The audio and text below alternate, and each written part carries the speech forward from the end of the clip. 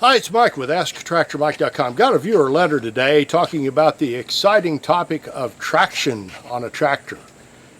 And I'm going to answer the question today the best I can, but I'm going to admit right up front, I've never had this situation happen to me or to a customer when I was in the tractor business. So I don't know that I've got a great answer, and I would invite you, if you've had the same problem, and you've got a solution, to put it in the comments down below. Kind of use this as kind of a forum type of a video. Let me read the letter first, and then I'll tell you my input. Letter comes from Gary, and Gary says, "Hi Mike, I have a Kioti DK4510 with R4 tires.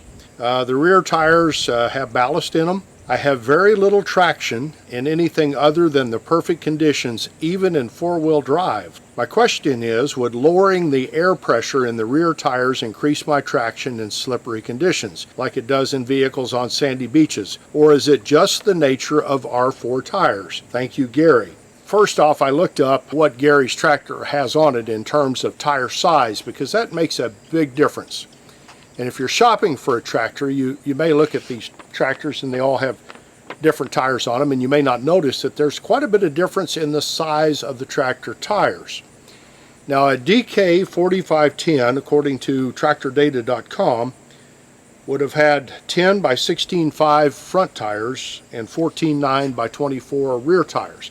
Well, what do those numbers mean? Well, the first number is the width in inches of the tire. So a 10 by 16.5 would be 10 inches wide, or ballpark. The tire makers are not legally bound to make them exactly 10 inches, so there could be a little bit of variation in there. The 16.5 is the diameter of the rim.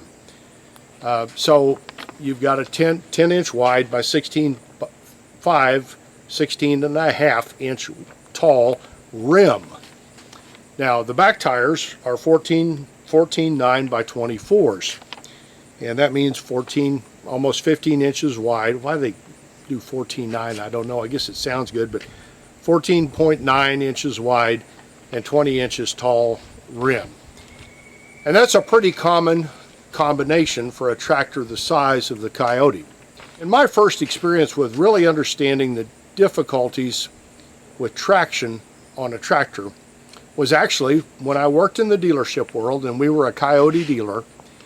And there was a Kioti product introduction at their home office in North Carolina. This has been probably 15 years ago, maybe around that time. And we were at this product introduction, and it occurred in March, and we went to their home office in North Carolina, and it snowed the night before, which is kind of weird for that area that time of year. And then it came a heavy rain. And all the snow was gone the next day, but it rained like an inch overnight. It was a crazy weather event. Maybe it's normal for North Carolina, I don't know. But anyway, we got out to the field the next day, and they had all these tractors set up for us to drive. And they had a DK55, which was their 55 horsepower tractor, and right next to it a John Deere, and then they had I can't remember what other tractor. But the thing I was really curious about, and I don't know why this hit me, but I'm like, I want to know what kind of tractor is going to have the best traction because of the inch rain the night before, because obviously that much water, unless that North Carolina soil is just completely sandy and it drains just right out, it's going to be kind of a muddy mess, and it was. And the Kioti tractor had R4 tires on it, and the John Deere tractor had their narrowest R1 tires. And what usually happens on a product introduction like that is the Kioti will borrow a tractor from a local Deere dealer or rent, and the particular tractor they were able to borrow from John Deere had really narrow tires on it, ag tires, noticeably narrower than the R4 tires on the Kioti. I thought that the R4 tires were going to do terribly because, of course, the lugs on the R4 tires aren't as deep. And so we started using the tractors, and they had these tractors out there to lift stuff and move it around just to show off the tractors. What you immediately saw was the R1 tires on the John Deere started digging a rut, and it wasn't the tractor's fault, it was the tires' fault.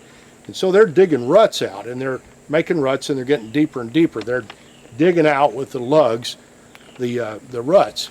And so pretty soon the deer is going up and down over these, and the poor operator that's trying to run it and move, I think we're moving round bales around, it was, doing this as he went over those ruts.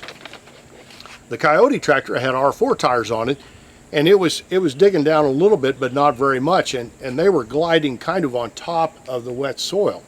So at that point I realized, holy cow, I've always thought that the R1 tires gave the best traction. And they might have right at the beginning, but as time went on and you developed those ruts, it got worse, and pretty soon the John Deere tractor with the R1 tires is almost down to the axle, and the Kioti with the R4s is still kind of on top of the ground and not digging out the soil. So it was a real eye-opening experience for me. So I've always felt since that time that the R4 tires actually gave a little bit better traction. Some of you are going to argue with me, than the R1 tires, or the industrial tires versus the agricultural tires, because of the ruts that they dig. Now again, if you're making one pass over the field and you've got really mucky conditions, then maybe the R1 with the deeper lugs would give better traction. But if you were running over the same area over and over again, like we often do when we're using our tractors if we're doing loader work, the R4s were definitely the way to go. So Gary, first point is, I don't think it's a problem with the type of tire it is, the R4 versus the R1 tractor. Now the second topic that Gary brings up is air pressure. In the early days of compact tractors coming into this country, most of them came in a crate, and the tires would be on top of the tractor crate. Most of the time the dealer, when he got it, had to assemble, put the roll bar on, maybe the fenders on, and then mount the tires to put the tractor together. And because the tires weren't on the tractor, they almost always got checked for air pressure. It's just an instinct. I probably need to see how much air pressure is in these. As time went on, a lot of the manufacturers have gone to where they put the tractors together at an assembly point and then bring them in on the rubber. In other words, they're on the tires when they come in. And one thing we noticed in the dealership, and I was at the dealership in the dealership world when it changed from coming in a crate to coming in on rubber, that the tires that were being shipped, these tractors that were being shipped with the tires on them, the tires had way too much pressure in them. And I don't have an answer for that. The only thing we could figure was that that somebody at the factory either didn't know what they were doing, or that the truckers like to have a lot of air in those tires so they didn't move around on the trailer and they could be chained down easily. I don't know the answer on that. But a lot of times we would get tractors in that were supposed to have 30 pounds of pressure in the back, and they might have 40 or 45 pounds in there. And here's my rule of thumb on the back tires and the front tires in terms of air pressure. It's always been my opinion that people put way too much pressure in their back tires. Understand that your front tires are carrying a load of the front end loader and anything that's on the front end loader, and the back tires, can carry around a round bale if you've got a 3-point bale spike on the back, but you're not usually carrying around a lot of weight. And if you watch how R4 tires wear, if you put what's recommended by the manufacturer in terms of pressure in the back, you'll see them wear. If you ever drive them on dust, you'll see the dusty ring right around the middle. And that tells you they're sitting up. They're not sitting flat on that R4 lug. They're sitting on the hump that'll pooch out when you have too much air in them. And so the manufacturers recommend usually 20, 25, 30 pounds of air. I recommend a lot less than that. When we prepped a tractor for delivery in the dealership, we would take a lot of the air out of the back tire down to around 15 pounds per square inch. And I actually run my tires more like 12 pounds. And that sounds way low. But if you look at the wear situation and the traction, if you've got any more than that in there, you'll see them wearing in the middle and not around the edges. And I don't think you're getting good traction if you've got the amount that's recommended by the manufacturer of the tire. So Gary, I would take my air pressure down to around 12 to 15 pounds and see how that does. The tractor will also ride a lot better. Now the front tires are a whole different matter. The front tires are carrying all that, they're smaller and they're carrying the weight of the front end loader. And I will actually let a little bit of the air pressure out of my front tires down to the minimum recommended by the manufacturer, or a little lower if I'm just using the tractor to brush hog and field work without loader work. But if I'm using the front end loader and carrying around weights, I'll pump them up to the recommended and maybe just a little more to carry that load. Because if you run them low, you can peel a front tire off the rim if you've got a weight on the front end loader, especially if you're going through a few ruts. So that's my recommendation on tires. I don't think you're wrong on R4 tires, Gary, on your tractor. Now, here's where I want your input. Where I live, I've got rocks right under the ground. In the Missouri Ozarks, I mean, you go out there and cram your shovel down, and you'll usually hear it ching against a rock right below the surface of the soil. So I've never been stuck. And I've run a little bit in like manure piles and things like that where you could get stuck, and I've still not even been stuck in that because there's a base underneath that that you fall down to, and usually you gain traction there. Now, if you drive a couple of hours south of here, I've got a buddy that rides horses along the Buffalo River down in Arkansas. And they actually have a muck down there that's almost quicksand. In fact, I think it is, probably technically is quicksand. And he was riding on a bank one time. His horse went down to drink, and all of a sudden the horse started sinking, and it starts doing this, and it's digging itself deeper into this muck. And they almost lost a horse in there. Now, if that's the kind of area you're in, Gary, I don't have any answers in that area. What tractor tire would do better? It kind of tries to suck you in as you get into it, and you can get stuck.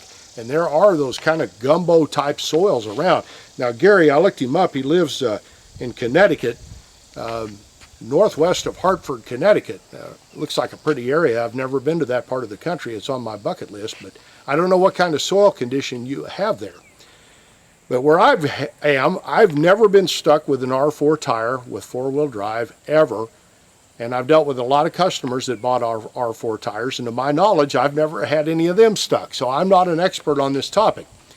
But if you're in an area with that kind of gumbo soil, put it in the comments down below what you do for traction and what the dangers are, and if you found anything that works in that kind of condition, to let Gary know. And I'm not sure that's what Gary has, but if he's got those size tires and gets his air pressure right, and he's got ballast in the tires, I'm not understanding why there would be a traction issue unless the soil conditions are radically different than what we have here.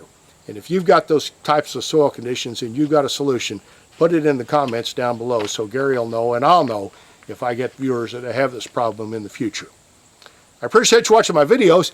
I'd be honored if you would subscribe to my YouTube channel by clicking the mic face icon, and make sure you check that bell so you're notified when I post future videos. Here's a link to my website and the Tractor Fun Store with cool things for sale for the tractor owner. It helps support my channel. And here's another couple of other videos you might want to watch. Thanks for watching.